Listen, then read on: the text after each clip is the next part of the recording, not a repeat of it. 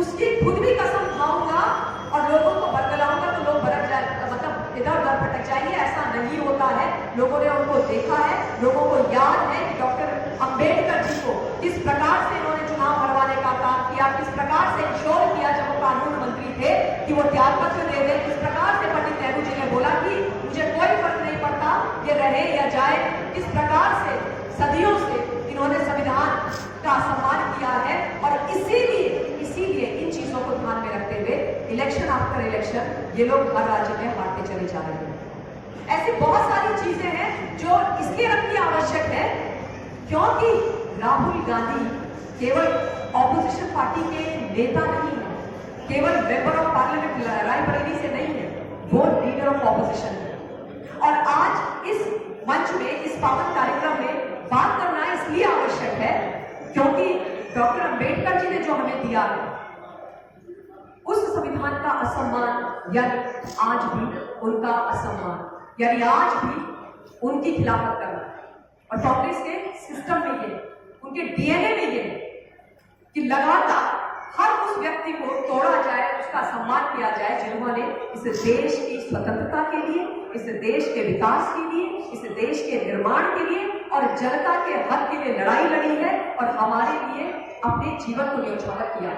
क्योंकि उनको ऐसा लगता है कि जो भी किया है उन लोगों ने किया। मैं ज्यादा आप लोगों का समय नहीं लूंगी क्योंकि यहाँ पर जिनको हम सब लोग सुनने के लिए आए हैं, मेरे परम श्रद्धेय आदरणीय हम सबके सम्माननीय बड़े भाई साहब नरेश बंसल जी, वो अपना विषय रखेंगे। लेकिन मैं बहुत बहुत धन्यवाद देती हूँ आपको डॉक्टर मनु, इस इतने बढ़िया कार्यक्रम के ऑर्गेनाइजेशन के लिए। आप सब लोग बहुत बढ़िया श्रोतागण हैं। और एक नाम अर्जुन भाई बैठे हुए सामने, अर्जुन भाई भी यहाँ पर हैं और सामने मुझे मेरी छोटी बहन नीता भी दिखाई दे रही है, डॉक्टर मीना दिखाई दे रही है। माफ कीजिएगा अगर मैं किसी के नाम यहाँ पर भूल रही हूँ और मैं नाम नहीं दे पाई, उसके लिए माफी चाहती हूँ। लेकिन मुझे इस कार्यक्रम में बुलाने के लिए बहुत बहुत धन्यवाद। आप सब लोगों का यहाँ पर आने के लिए बहुत बहुत धन्यवाद। इतना जरूर बोलूंगी कि जब भी कोई आपके सामने वो व्यक्ति आए जो संविधान और बाबा साहब के खिलाफत करते हुए अपनी राजनीति को चमकाने का प्रयास कर रहे हैं, तो बाबा साहब के प्रहरी बनकर, सच्चे भारत के नागरिक बन करके, सच्चे पुत्र और पुत्री मां भारती के बन करके उनको जवाब जरूर दीजिएगा। देंगे कि नहीं देंगे? देंगे कि नहीं देंगे? पहले हाँ या ना बोलिए। देंगे कि नहीं देंगे? तो इन्हीं शब्दों के साथ बहुत बहुत धन्यवाद। जय हिंद, भारत माता की जय। इन्होंने इतने अल्प समय में, इतने कम समय में पूरे हिंदुस्तान के हमारे भाई और बहनों को जिस तरह से जोड़ा है और काम पे लगाए, अखंड भारत के लिए उन्होंने जिस एक मुद्दे को लेकर काम पे लगाए वाकई में सराहना किया है। तो एक बार हमारे मनु सिंह जी के लिए जोरदार तालियों से अभिनंदन करें। आज हमारे आदरणीय B.R. अम्बेडकर जी की जयंती है, तो इनके लिए दो शब्दों में, क्योंकि समय बहुत अधिक हो रहा है, यही कहना चाहूंगी कि सदियों धरती तप करे, वर्षों करे, पुकार तब आते हैं जगत में, ऐसे मानव नहीं महान मानव के द्वार। तो आज उनकी जन्म जयंती के लिए जितना भी कहे उतना कम है, शायद घंटों नहीं दिन भी बीत जाएंगे। तो ऐसे महामानव के पद चिन्हों पर हमें चलना है और इस देश को आगे बढ़ाना है। इसी के साथ ओम नमस्कार। श्रद्धेय भीमराव अम्बेडकर जी के जन्मतिथि की पूर्व संध्या पर आयोजित इस सम्मान समारोह में मंच पर उपस्थित हमारे आध्यात्मिक जगत के आदरणीय महामंडलेश्वर और जिनके कारण हम सब इस ऐसे कार्यक्रमों में सम्मिलित होते हैं, बहुत ही युवा यशस्वी मनु तोमर जी और हाल में बैठे सभी संत वृंद, भाई और बहनों, मैं सबसे पहले मनु भाई को बहुत बधाई दूंगा क्योंकि ये मुझे लगता है वर्ष में 12 महीने होते हैं तो शायद 12 कार्यक्रम करते हैं। और देश के कोने कोने में करते हैं। सब जगह पर इनकी टीम है। मैं कहीं भी जाता हूं तो मिलने के लिए लोग आते हैं, बताते हैं कि मनु भैया का फोन आया था, मिल जाए। तो ऐसे सुंदर कार्यक्रम आयोजित करने के लिए मनु तोमर जी को बहुत बधाई देता हूं। एक बार जरा जोरदार ताली बजा करके मनु भाई का अभिनंदन करें।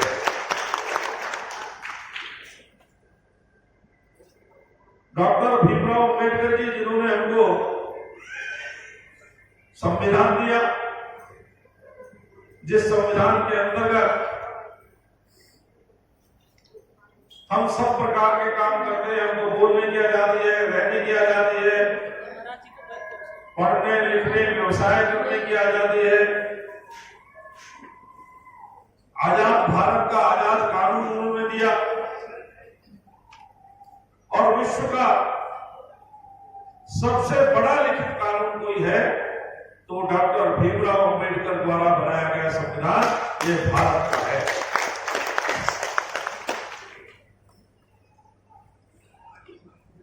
मित्रों, जो आज बहुत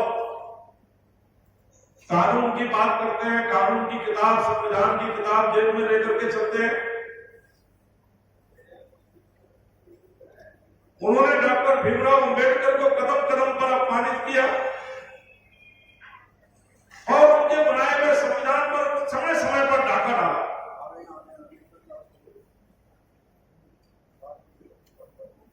जब मैं उनको अपमानित करने की बात करता हूं तो डॉक्टर भीमराव अंबेडकर को प्रारंभ से ही, जिस समय संविधान सभा बन रही थी, कॉन्स्टिट्यूएंट असेंबली बन रही थी, उसमें आने का रोकने का असफल प्रयास किया गया। फिर उनको लोकसभा में आने से रोकने का प्रयास किया गया 2 बार।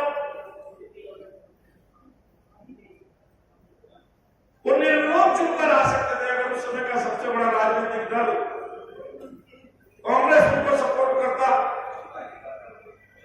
लेकिन दोनों बार उनके विरोध में उम्मीदवार खड़ा किया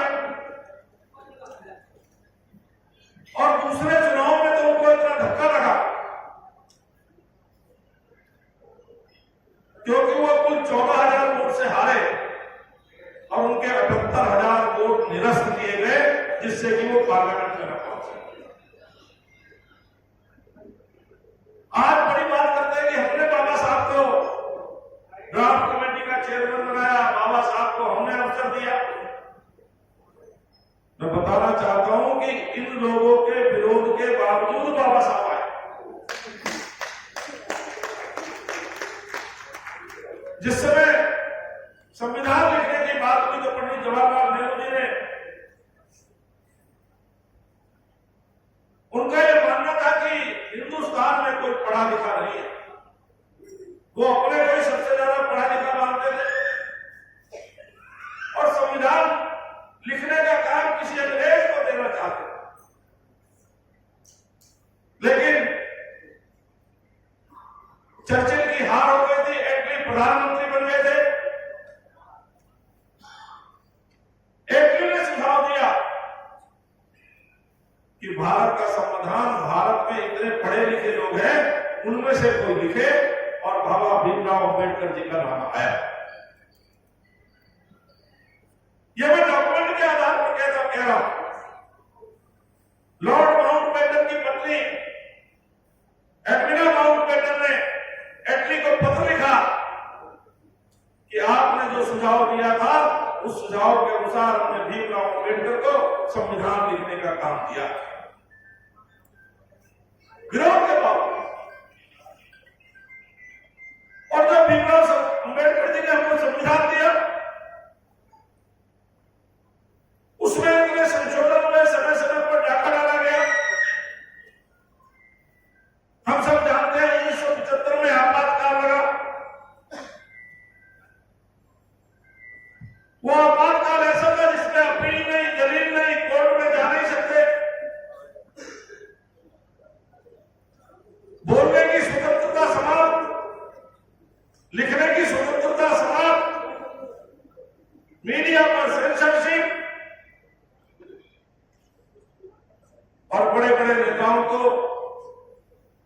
विपक्ष के नेताओं को तो जेल में डाला ही, कांग्रेस के भी 5 बड़े युवा तुर्क नेताओं को जेल में डाला गया जो इमरजेंसी का विरोध कर रहे थे। स्वर्गीय चंद्रन हेगड़े, इनको भी जेल में डाला। सब जानते हैं कि उसकी पृष्ठभूमि इंदिरा जी का लोकसभा का चुनाव इलाहाबाद हाईकोर्ट ने रद्द किया। 400 एमपी कांग्रेस के थे। क्या इंदिरा जी के अलावा उसमें से कोई प्रधानमंत्री नहीं बन सकता था? लेकिन एक परिवार ने हमेशा यह माना कि इस देश पर राज करना केवल उनका अधिकार है। नहीं तो यह हो सकता था कि इंदिरा जी त्याग पत्र देती, कांग्रेस का कोई नेता प्रधानमंत्री बनता और हाईकोर्ट सुप्रीम कोर्ट से बरी होने के बाद फिर इंदिरा जी प्रधानमंत्री बन सकती। लेकिन ये नहीं हुआ। सुप्रीम कोर्ट के 3 जजों को सुपरसीड करके जो अपने पक्ष में फैसला देने वाला हो, उस अजीत नाथ रे को मुख्य न्यायाधीश बनाया गया। ये सबने देखा है। संविधान की बहुत दुहाई दी जा रही है, आजकल जेल में दिखाया जा रहा है। उस संविधान के साथ कैसा कैसा खिलवाड़ हो। कॉन्स्टिट्यूएंट असेंबली में आने के लिए भीमराव अंबेडकर जी को कोई कॉन्स्टिट्यूंसी नहीं दी गई। तत्कालीन उसी समय के अनुसूचित नेता जोगिंद्रनाथ मंडल, उन्होंने अपने रिजाइन करके बंगाल से उनको कॉन्स्टिट्यूएंट असेंबली के लिए चुनाव लड़ने का आमंत्रित किया।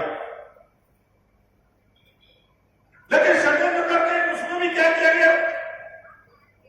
भीमराव अंबेडकर वहां से चुनकर आ गए, लेकिन जहां से वो चुनकर आए थे उन हिस्सों को पाकिस्तान में डाल दिया गया। डॉक्टर अंबेडकर को रिजाइन करना पड़ा संविधान सभा से। महाराष्ट्र के प्रखर देशभक्त थे, उन्होंने अपनी सीट एमजे जेकर, उन्होंने अपना रिजाइन किया, अपनी सीट से बाबा साहब को आमंत्रित किया, वहां से लड़ने के लिए कहा। पंडित नेहरू ने उनको फोन करके कहा कि आप रिजाइन मत करो, क्योंकि वो चाहते नहीं थे कि बाबा साहब संविधान सभा में आए। लेकिन वो देशभक्त एमजे जेकर हिंदू महासभा के अध्यक्ष थे, उन्होंने अपनी सीट छोड़ी, बाबा साहब वहां से जीत करके आए। ये मैं इसलिए बता रहा हूं कि आजकल के नौजवान पीढ़ी को इतिहास पढ़ना चाहिए, देखना चाहिए कि किस प्रकार से वोट बैंक की राजनीति करते हुए न जीते जी न मरने के बाद बाबा साहब को कोई वो जो सम्मान के हकदार थे वो सम्मान नहीं मिला। बाबा साहब के ऊपर टिकट जारी किया तो हमारी सरकार ने किया, कांग्रेस ने नहीं किया। बाबा साहब के ऊपर 100 रुपए का सिक्का जारी किया तो हमारी सरकार ने किया, कांग्रेस ने नहीं किया। बाबा साहब को भारत रत्न मिला तो देश की आजादी के 40 साल बाद 89 में जिस समय विश्वनाथ प्रताप सिंह की भारतीय जनता पार्टी समर्थित सरकार थी, उसमें बाबा साहब को भारत रत्न मिला, जबकि पंडित नेहरू ने अपने आप प्रधानमंत्री रहते हुए अपने आप को भारत रत्न दे दिया। इंदिरा जी ने अपने आप प्रधानमंत्री रहते हुए अपने आप भारत रत्न ले लिया, पर भारत मां के उस सपूत को जिसने भारत का संविधान लिखा, उसको भारत रत्न देने का काम नहीं किया। यहां तक कि उनकी मृत्यु के बाद भी उनका समाधि स्थल दिल्ली में बनने नहीं दिया गया। नरेंद्र मोदी जी की सरकार आने के बाद उनके 5 स्थानों को पंचतीर्थ के रूप में विकसित किया गया। जहां मऊ में उन्होंने जन्म लिया था, सैकड़ों करोड़ में उस जमीन को खरीदकर वहां पर बाबा साहब का प्रेरणादायी स्थल तीर्थ के रूप में विकसित किया जा रहा है। जहां लंदन में उन्होंने शिक्षा ग्रहण की थी, उसको भी प्रेरणा स्थल बनाया और प्रतिवर्ष 100 अनुसूचित जाति के मेधावी छात्रों को सरकार अपने खर्चे पर वह पढ़ने के लिए भेजती है और उस कार्यक्रम की शोभा बढ़ाएंगे।